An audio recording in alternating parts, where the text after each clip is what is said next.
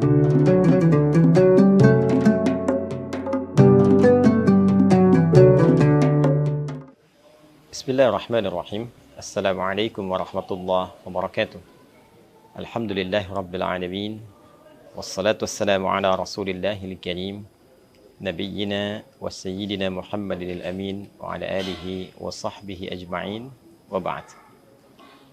Saudara-saudariku, shaimin, shaimat dimanapun berada, alhamdulillah seluruh curahan nikmat yang Allah anugerahkan kepada kita semua selaku hamba-Nya sampai detik ini telah mengantarkan kita khususnya dalam perjalanan waktu ke 10 hari di penghujung Ramadan 1445 Hijrah. Nikmat yang istimewa, keberkahan yang begitu agung, tak terasa telah kita lewati setidaknya kurang lebih 20 hari berjalan selama Ramadan. Semoga Allah Subhanahu wa Ta'ala berkenan menerima seluruh amal ibadah yang telah kita tunaikan, mengabulkan doa-doa kita, mengampuni dosa-dosa yang pernah kita kerjakan, dan mengantarkan kita pada perubahan terbaik dalam berkehidupan. Teman-teman, di 10 hari terakhir Ramadan adalah puncak dari segala perjalanan ibadah kita di bulan mulia ini. Sekaligus akan mengantarkan kita pada keistimewaan yang tidak biasa, pada keagungan yang begitu menggetarkan kepada jiwa, dan mendatangkan peluang yang begitu dahsyat yang boleh jadi tidak ditemukan di waktu-waktu lainnya. Terekam dalam hadis riwayat Al-Imam Al-Bukhari yang tersambung sanadnya pada ibunda kita yang sangat mulia, Sayyidah Aisyah radhiyallahu taala anha. Didokumentasikan riwayat ini oleh Al-Imam Al-Bukhari dalam kitab sahihnya nomor hadis 2024. Sayyidah Aisyah menyampaikan, atau kama qalat, idza dakhala al-ashru min Ramadan. Di riwayat lain, idza dakhalatil ashru, jika telah tiba 10 hari terakhir di bulan Ramadan, syadda an-nabiyyu sallallahu alaihi wasallam mi'zarahu wa ahya lailahu wa aiqadha ahlahu. Adalah Nabi sallallahu alaihi wasallam memiliki kebiasaan beliau mengencangkan sarungnya, kemudian beliau menghidupkan malamnya, dan beliau membangunkan keluarganya. Tafsir ulama, terutama para pakar hadis, dari 3 kebiasaan Nabi SAW ini memberikan satu kesimpulan bahwa ada yang istimewa di 10 hari terakhir di bulan Ramadan sampai Nabi mengencangkan sarungnya. Ini gambaran dari 2 hal. Yang pertama adalah mengencangkan sarung itu satu kinayah dalam bahasa Arab untuk menunjukkan menepikan pergaulan dengan istri dalam hal hubungan biologis, karena ada sesuatu yang sangat penting yang ingin diburu. Saking pentingnya, hubungan biologis dengan istri pun ditepikan terlebih dahulu untuk mengejar sesuatu yang sangat istimewa ini. Ini juga menggambarkan bagian kedua, sesuatu yang disimbolkan dengan pengencangan sarung yang biasa digunakan untuk beraktivitas ibadah, menunjukkan peningkatan ibadah yang lebih dari sebelum-sebelumnya. Kuatkan lagi, kencangkan ikat pinggang. Itu artinya kita menyiapkan sesuatu pada sesuatu yang penting, yang ingin kita tambah durasinya, tambah kualitasnya, tambah kuantitasnya. Maka ketika Nabi disebutkan mengencangkan sarungnya, ini menunjukkan bahwa beliau ingin meningkatkan kualitas dan kuantitas ibadahnya dalam rangka pendekatan lebih kepada Allah Subhanahu wa Ta'ala di 10 hari terakhir. Lalu ahya lailahu, beliau menghidupkan malamnya. Malam dihidupkan, keterangan para periwayat menunjukkan bahwa satu, peningkatan ketaatan kepada Allah Subhanahu wa Ta'ala. Menghidupkan malam bisa berarti menghidupkan dengan sholat. Ada tambahan yang kelak kita bisa bahas di pertemuan yang lain tentang kebolehannya menunaikan sholat malam setelah sholat tarawih. Secara teknis kita akan bahas di pertemuan sesi yang lain. Bila ditutup dengan witir, bagaimana teknis malamnya. Bila witir diakhirkan, bagaimana teknis pembaginya. Secara singkatnya, Nabi menghidupkan malam-malam di akhir Ramadan ini dengan ibadah, dengan ketaatan. Boleh jadi dengan tilawah Al-Quran. Karena hadis-hadis mengungkap satu rahasia bahwa Nabi SAW setiap malam Ramadan didatangi oleh malaikat Jibril, dibimbing untuk tadarus, bisa membaca, bisa mengkaji, bisa juga dibimbing untuk pemahaman makna. Ini menunjukkan malamnya hidup. Wa aiqadha ahlahu, dan beliau membangunkan keluarganya. Beliau menginginkan tidak hanya sebagai pribadinya yang saleh, tapi juga memberikan keteladanan pada umatnya, keluarganya dibangunkan, dihidupkan, dan diarahkan untuk meningkatkan giat rutinitas di malam-malam Ramadan.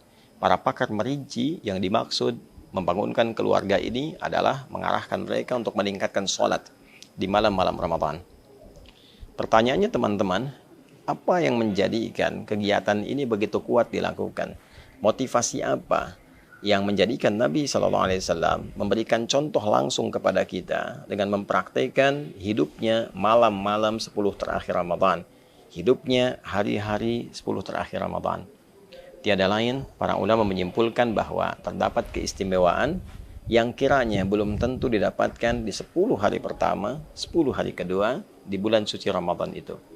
Apa yang bisa diraih di 10 hari terakhir ini? Beberapa ulama merinci keterangan yang disambungkan pada riwayat-riwayat yang sahih dari Nabi SAW adalah yang pertama, peluang yang sangat besar untuk mendapatkan malam Al-Qadar. Malam Al-Qadar tentu kuasa Allah untuk menurunkannya. Bisa di awal Ramadan, pertengahan Ramadan, atau bahkan akhir Ramadan. Namun kebiasaan yang berlangsung pada kehidupan Nabi SAW, salah satu riwayat sering menunjukkan bahwa kedatangan malam Al-Qadar seringkali terjadi di akhir-akhir Ramadan. Tepatnya di antara 10 malam-malam akhir Ramadan. Sehingga beberapa riwayat pernah menunjukkan, ada yang menyimpulkan pernah terjadi malam 27, ada yang menyimpulkan pernah terjadi malam 23, sehingga dari untaian riwayat ini ada yang bahkan memburu malam-malam ganjilnya. Sekalipun kuasa Allah bisa mendatangkan di malam genapnya, ganjil bisa, genap bisa.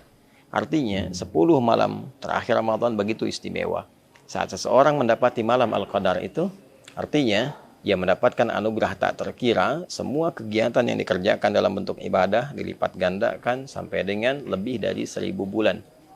Bila 1000 bulan saja kita konversi, setidaknya ada 85 tahun, maka sekali baca Al-Quran, satu huruf nilainya sama dengan 85 tahun kita membacakan itu. Nun, baru nun saja, dapat pahala baca nun selama lebih dari 85 tahun. Maka bagaimana dengan orang yang sholat sunnah? Bagaimana dengan orang yang istighfar?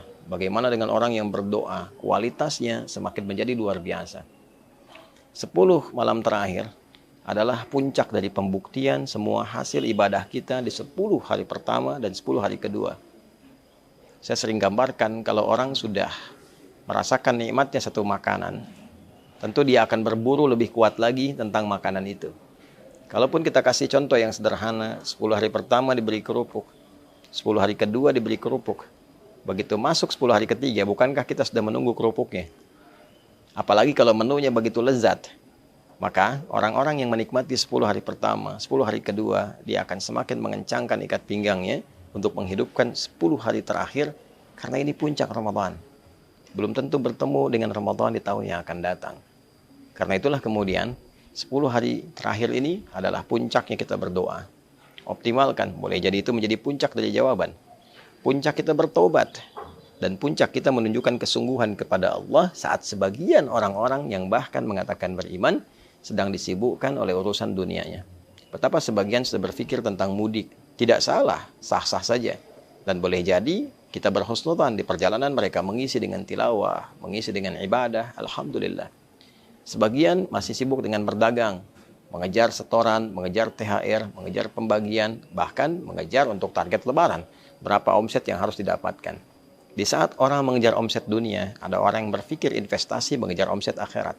Maka dia tukar dunianya untuk mengejar akhiratnya. Dan itu luar biasa. Pada saat itu bisa kita lakukan, maka rahmat Allah turun dengan lebih luas di situ.